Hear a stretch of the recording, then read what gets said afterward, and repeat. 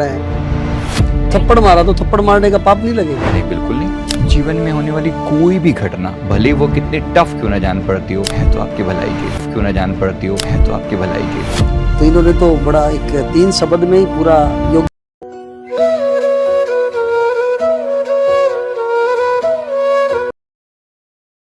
से खुश हूँ, खुद की आत्मा में मैं राजी हूँ।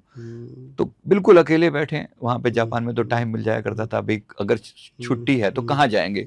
उन्होंने हमारी भाषा नहीं आती, हमें उनकी नहीं आती। घूम फिर के इतना ही है कि चलो थोड़ा बहुत संसार से थोड़ा इंटरेक्शन हो गया, लेकिन बाकी समय में you are the only one जिसको आप जानते हो। आप कोई दूसरा नहीं है जिसको आप जानते हो। तो घूम फिर के सारी चेतना का फोकस अपने आप पर आ जाता है। वैसे आमतौर पे ऐसा होता नहीं है संजीव जी। आमतौर पे लोग क्या होता है, कंपनी ढूंढते हैं। वो कहीं ना कहीं किसी और एक्टिविटी में लगेंगे, कुछ गलत आदत में लगेंगे। हाँ। ऐसे लोग बहुत कम होते हैं कि इसको समय मिला तो वो खुद को जान ले, मेडिटेट कर ले। तो जो एलिवेशन की बात करी आपने, तो मेडिटेशन से आपने बोला कि आनंद बढ़ता है, तो उसकी क्या साइंस है उसके पीछे की मेडिटेशन किया या हम उसको आनंद को हम पा सकते हैं, तो उसका क्या, ये वर्क कैसे करता है मेडिटेशन? थोड़ा सा मतलब एक लाइन में जैसे आपने कहा कि एक लाइन में ये कि भाई मैंने अपना फोकस थोड़े समय के लिए बाहर की चीजों से हटा लिया, थोड़े समय के लिए। ऐसा नहीं कि मैं कुछ छोड़ के भाग रहा हूँ या मैं कहीं सन्यासी हो रहा हूँ, ऐसा नहीं है। आमतौर पे पहले हम सन्यासियों की डेफिनेशन ये सुना करते थे कि भाई दूर जाना, कोई ऐसा व्यक्ति जो छोड़ के भाग जाए, उसको पत्नी से परहेज है, उसको घर से परहेज है, उसको सुखों से परहेज है, वो खाना पीना भी नहीं खाएगा, अपने आप को सुखा देगा, तपा देगा। पर मेरे गुरुदेव ने मुझे कभी इन चीजों में नहीं कहा कि भाई एक ऐसा व्यक्ति जो संसार में रहे, इन्हीं की छाती पे मूंग दले, अगर इनकी भाषा में कहूँ तो। और कहीं ना कहीं एक ऐसा आनंद उसके भीतर घटित हो कि वो थोड़ा टाइम डिटैच भी हो सकता है। आपने अभी त्याग की बात की ना, सबसे बड़ी, जो कि मैंने आपने अंदर कूट कूट के भरा हुआ देखा, जो कि बेस्ट पार्ट है आपके जीवन का। मैंने वो वर्ड भी कहा कि तेन तक तेन भुंजे था, जिन्होंने त्यागा उन्होंने ही भोगा। तो चीजें हैं लेकिन उन्होंने ही भोगा। इसको भी आगे समझेंगे, इनको भी आगे समझेंगे। तो मेडिटेशन से वो आनंद की प्राप्ति कैसे, वो थोड़ा और बताओ। एक सिंपल सी चीज है, देखो आप, अब मैं बैठा हूँ यहाँ पर, मैं कुछ ना कुछ तो सोचूंगा, विचार करूंगा, संसार की किसी बड़ी बड़ी बातों के बारे में सोचूंगा, ऐसा कैसे वैसा कैसे, ये करूंगा। मैं सिर्फ प्रॉब्लम पर फोकस कर रहा हूँ। कुछ समय के लिए मैंने क्या किया, चलो प्रॉब्लम अपनी जगह पर, मैं भी दिन के 18 घंटे में प्रॉब्लम पर फोकस करूंगा, या दिन के मतलब 22 घंटे भी फोकस, 2 घंटे मैं प्रॉब्लम को छोड़कर इस देखने वाले पर फोकस करूंगा कि मैं कौन हूं, मेरी जड़ें कहां हैं, मैं उस पर काम करूंगा। तो मेडिटेशन सिंपली अपने आप के साथ अपॉइंटमेंट है कि मैंने खुद अपने आप में अपॉइंटमेंट है, मेरे विचार क्या है, इनको देखने वाला मैं कौन हूं। जब विचार नहीं होते तो पीछे भीतर क्या होता है, क्योंकि आमतौर पे हर इंसान का स्ट्रगल क्या है, वो सिर्फ विचारों के लेवल पर लड़ रहा है, लेकिन कभी एक स्टेप पीछे मुड़ के देखे कि भाई विचार पैदा कहां से हो रहे हैं। क्या एक मुर्दा भी सोचता होगा कभी? मतलब मुर्दे के अंदर तो विचार भी नहीं आ रहे, तो उसमें से कौन सी वो चेतना निकल गई जो सोच रही थी? वो सोचने वाली चेतना मैं हूं। ये है आत्मा का बेसिक कंसेप्ट। तो मैंने कुछ समय के लिए क्या किया, अपने इस विचारों को थोड़े समय के लिए पीछे किया और फोकस अपने आप पर किया कि मैं हूं कौन, मेरा ओरिजिन क्या है। और यहां से शुरू हुआ अपने आत्मा को जानने का मार्ग। और किसी ने, मैं कहता हूँ 1% झलक भी मिल गई ना, उसके अंदर इतना सहज आनंद आने लगेगा कि वो खुद के साथ ही खुश है। और एक बार जो खुद के साथ खुश हो गया, जिसने अपने आप को थोड़ा सा भी आनंद जान लिया ना, उसके पास बैठ के लोगों को मजा आने लगता है। तो जो कला है ना, कलाकारी यहीं पर है। अभी सोचते हैं कि इसके साथ रहूंगा तो मैं हैप्पी रहूंगा, या वो मेरे साथ रहेगी या रहेगा तो हैप्पी रहेगा। तो यहाँ हमने क्या सीखा कि एक बार मैंने खुद के साथ आनंदित होना सीख लिया, खुद से प्रेम करना सीख लिया, तो जानेंगे कि जिसके साथ भी मैं जाऊंगा ना, आनंद वहां नहीं है, आनंद यहाँ है, भीतर है।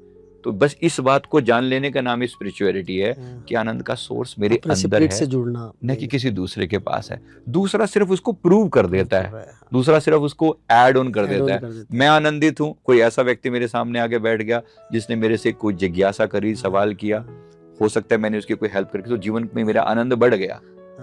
तो एक तरीके से इसको एक्सपेंशन के रूप में मैं ऐसे कहूंगा। ऐसा होता है। लेकिन कई बार ये देखा गया है संजीव मलिक जी कि हम जब बैठते हैं तो सारे विचार ही उसी टाइम आने शुरू हो जाते हैं, या आमतौर पे शायद सारे दर्शक भी इस बात को मानेंगे। तो उस मेडिटेशन का एक अच्छा तरीका क्या है कि जिसको हम बैठ के अच्छे से करें और वो धीरे धीरे प्रैक्टिस करके हम उसमें थोड़ा सा और अच्छा करने लग जाए, तो उसको कैसे देखते हैं आप? देखो इसमें थोड़ा सा बेसिक पार्ट क्या है। सबसे पहले तो इंसान एक बार के कुछ समय के लिए, इसको हम तथाता मेडिटेशन या विटनेस मेडिटेशन के रूप में बोलते हैं, विटनेस का मतलब ये है कि मैं साक्षी भाव में, मैं किसी से लड़ नहीं रहा हूँ किसी विचार से। कुछ समय के लिए मैं सिर्फ बैठा और मैंने विचारों को आने दिया, भाई चलो आ जाओ, अब तुम्हारा भी टाइम है। आएंगे भी सही, क्योंकि दिन भर हमने उनको इग्नोर किया। अब आप पहली बार अपने घर पे अंदर आए तो आपको अपनी गंदगी दिखाई देनी शुरू होती है। एक तरीके से गंदगी है जो इधर उधर की धूल दमास सी है जो आपने संसार में जो ले ली। कुछ समय जब आप बैठते हो ना, शुरू के 5, 7, 10 मिनट, अधिकतर लोग तो यहीं खड़े हो लेते हैं, ये तो हमारे बस का ही नहीं है। 5 मिनट में हो लेता है काम। तो यहाँ हम क्या करेंगे, मैं थोड़ा सा समय तो दूंगा, I'll give time to myself। एक बार मुझे ये बात समझ आएगी कि जैसे मैं अपने साथ हुआ, मैंने थोड़ा सा विचारों को हटाया, उसके बाद कुछ समय के बाद क्या होता, पूरी चेतना, पूरी हमारे अंदर की जो कॉन्शियसनेस थी, जो कि सारी दुनिया में फैली हुई थी, उसका फोकस केंद्र बिंदु मैं खुद बन गया। और यहीं से शुरू होता है आत्म आनंद। तो हम कहते हैं भीतर बढ़ गया ही मैं। अब वो भीतर बढ़ने वाली जो चीज है ना, वो ये है कि एक बार मेरी आत्मा ने खुद के अंदर प्रवेश किया, और फिर जो सहजता बरसती है, फिर जो विचारों के फ्लो के बाद जो एक ब्लिसफुलनेस आती है, उसी को हम आनंद की स्थिति बोलते हैं। बिल्कुल बिल्कुल। और ये मैं जैसे बात कर रहा था, डॉक्टर मोनिका सांगवान जी भी इसको काफ़ी टाइम से प्रैक्टिस करती हैं जी। तो इन्होंने जैसे मेरे को इंट्रोड्यूस किया कि हमें मेडिटेशन यहाँ करना चाहिए, तो हमारी टीम के बीच में भी जब मीटिंग्स होती हैं तो हम उसकी शुरुआत मीटिंग की भी मेडिटेशन से करते हैं। अरे वाह बहुत तो मोनिका जी थोड़ा बहुत बताएं अच्छे। कैसे प्रैक्टिस रहती है और कैसे उस चीज़ को हम और ज़्यादा मलिक जी की उससे और एक्सपेंड कर सकते हैं। सर जैसा मैं तो सर की जो एक ब्रीदिंग 12 मिनट का यूट्यूब पे एक मेडिटेशन है जहाँ पे सर बताते हैं कि सिर्फ अपनी ब्रेथ पे फोकस करना है, इनहेल एक्सहेल होल्ड, मतलब inhale then hold exhale then hold. तो बस वही हम हमारी टीम के साथ मीटिंग शुरू होने से पहले, बिकॉज सारी सोल्स हैं जैसा आप बताते हैं कि सब एंग्शियस होते हैं मीटिंग वर्ड सुन के ही, तो मुझे लगता है पहले हम उन्हें थोड़ा सा रिलैक्स करें, थोड़ा मेंटली काम करें, सो दैट जो हम उन्हें बताएंगे या जो वो हमसे जानना चाहेंगे उसको ज़्यादा अच्छे से वो परसीव कर पाएंगे। तो इसलिए आई थॉट कि मेडिटेशन वैसे हम खुद के लिए तो करते ही करते हैं, बट कोई भी अच्छा काम करने से पहले या जहाँ आप चाहते हैं कि ज़्यादा रिसीव करें, उस कम समय में भी मैक्सिमम आउटपुट निकले, तो इसलिए हम कोशिश करते हैं कि ब्रेथ पे वर्क करके, because that's the most easiest way.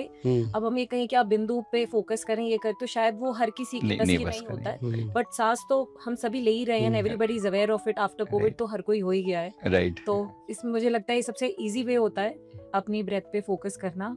तो वो हम हमारी हर मीटिंग में, मीटिंग शुरू होने से पहले 10 मिनट का ये सेशन रखते हैं, बहुत खूब कि मीटिंग हमारी अच्छी हो। Right right. सर एक सवाल बीच में बस ऐसे ही है कि जो जैसे आप कहते हैं कि मैं ट्रांसफॉर्म हुआ, हाउ डू यू डिफाइन, मतलब मुझे कैसे पता चलेगा कि मैं ट्रांसफॉर्म हुई हूँ, मुझे कैसे पता चलेगा